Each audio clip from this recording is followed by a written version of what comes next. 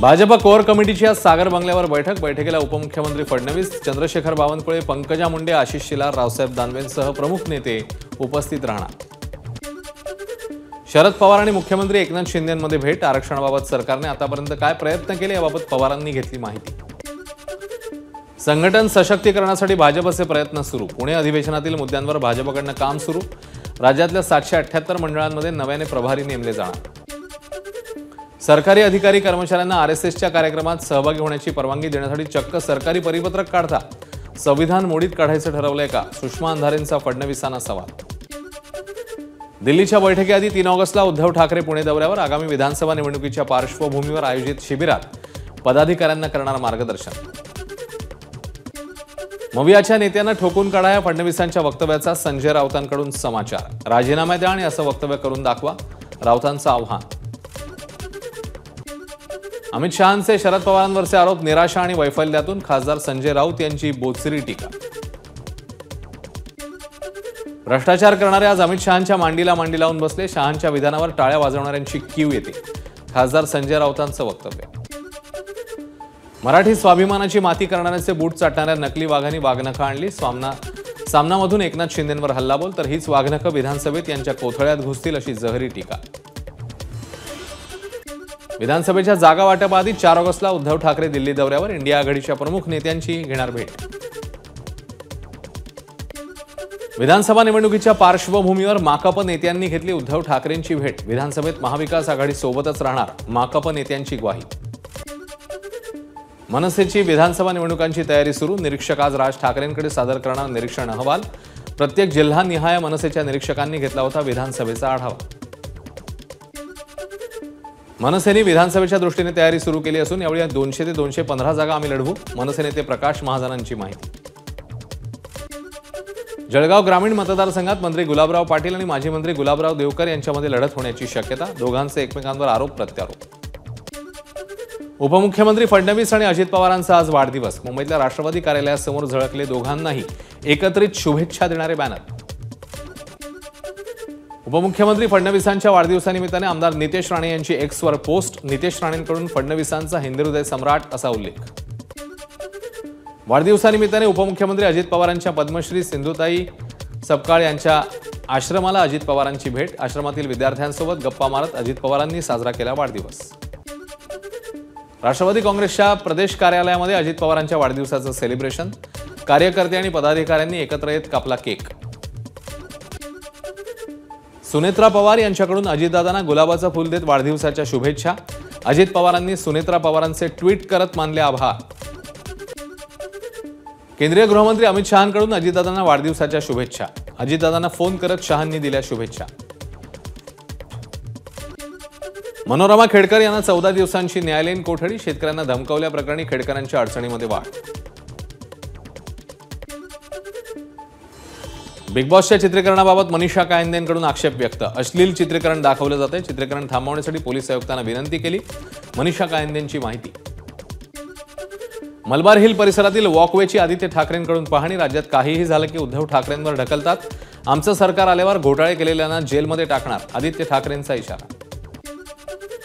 ओबीसीतून आरक्षण देणार की नाही ते स्पष्ट करा, मनोज जरांगेंची मागणी, राजकारण करत नाही पण आरक्षण दिलं नाही तर तुम्हाला पाडणार, जरांगेंचा सरकारला इशारा। मराठा समाजाला कोणत्याही सरकार ओबीसीतनं आरक्षण देऊ शकणार नसल्याचं परिणय फुकेंचं वक्तव्य, तर ही जरांगेंची मागणी असंविधानिक असल्याचीही परिणय फुके यांची टीका। अकोला महापालिकेत प्रहार जनशक्ती पक्षाचे जंजीर आंदोलन, महापालिकेने दिव्यांगांच्या प्रश्नाकडे दुर्लक्ष केल्यावर प्रहार आक्रमक। राज्यभरातील महसूल कर्मचाऱ्यांचं 8व्या दिवशी कामबंद आंदोलन, राज्यातील जिल्हाधिकारी कार्यालयामधील कामं ठप्प, महसूल कर्मचाऱ्यांना आकृतीबंध लागू करण्याची मागणी। पंढरपूरमध्ये महाद्वार काला उत्साहात साजरा, गुलाल बुक्क्याची उधळण करत हजारो भाविकांचा उत्साहात सहभाग। शिर्डी साई मंदिरात आज 3 दिवसीय गुरुपौर्णिमा उत्सवाची सांगता, काल्याच्या कीर्तनासाठी मोठ्या संख्येने ग्रामस्थ आणि साई भक्त उपस्थित।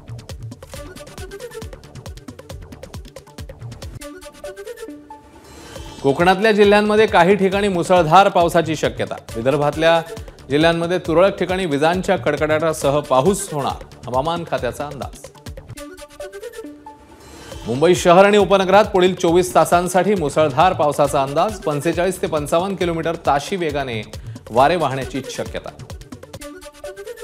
पालघर जिल्ह्यातील वाडा, विक्रमगड, तलासरी तालुक्यात मुसळधार पाऊस. पिंजाळ नदीला पूर. वरील शिलोत्तर पूल पाण्याखाली. तलासरीमध्ये सखल भागात पाणी. वाहतुकीवर परिणाम. महाराष्ट्र कर्नाटक सीमेवरील गोकाक धबधबा पूर्ण क्षमतेने प्रवाहित. धरणाची नयनरम्य दृश्य बघण्यासाठी पर्यटकांची गर्दी. कृष्णा नदीच्या पाणी पातळीमध्ये वाढ. सांगली महापालिका अलर्ट मोडवर. सांगलीत रात्रीपर्यंत 30 फुटांवर पातळी जाण्याची शक्यता. सूर्यवंशी प्लॉटमधील नागरिकांना स्थलांतरित होण्याच्या सूचना. गोंदियाच्या शिरपूर धरणाचे 3 दरवाजे उघडले. 2128 क्युसेक पाण्याचा विसर्ग सुरू. पुणे जिल्ह्यातल्या धरणांमध्ये 50% पाणी साठा. 4 धरणांमध्ये मिळून 14.63 टीएमसी पाणी साठा.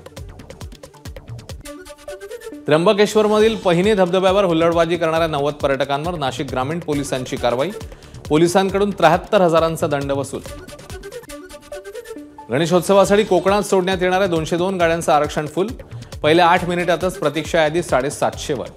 दलालांमुळे मूळ प्रवाशांना तिकीट मिळत नसल्याचा प्रवासी संघटनांचा आरोप. गोरेगावमध्ये म्हाडा आणखी 2,500 घरं बांधणार. पत्राचाळ पुनर्विकासाअंतर्गत उपलब्ध झालेल्या भूखंडांवर अत्यल्प, अल्प आणि मध्यम गटासाठी 2,500 घरं बांधण्याचा म्हाडाचा निर्णय. पुण्यामध्ये गर्भपात करताना प्रेयसीचा मृत्यू. मृतदेहाची विल्हेवाट लावताना प्रेयसीच्या दोन्ही मुलांना नदीत फेकलं. मावळ तालुक्यातली धक्कादायक घटना. प्रियकरासह साथीदाराला अटक. कल्याण पूर्वेत नशेखोरांचा हैदोस. कल्याण डोंबिवली महापालिकेच्या आवारात नशा करणाऱ्या 4 तरुणांना सर्वपक्षीय पदाधिकाऱ्यांनी पोलिसांच्या ताब्यात दिलं. वर्ध्याच्या सावंगी मेघेमध्ये आरोपी तरुणाची हत्या. 1 तरुणी गंभीर. हत्या करणाऱ्याला पोलिसांकडून अटक. तरुणीची प्रकृती चिंताजनक. सावंगी रुग्णालयात उपचार सुरू. संसदेमध्ये आर्थिक पाहणी अहवाल सादर. यंदा आर्थिक वाढीचा दर 8.2 राहण्याचा अंदाज. उद्या सलग 7व्या वेळी निर्मला सीतारामन अर्थसंकल्प सादर करणार. नीट परीक्षेच्या घोटाळ्यावरनं विरोधकांचा लोकसभेत गोंधळ. शिक्षण मंत्री धर्मेंद्र प्रधान यांच्या राजीनाम्याची मागणी.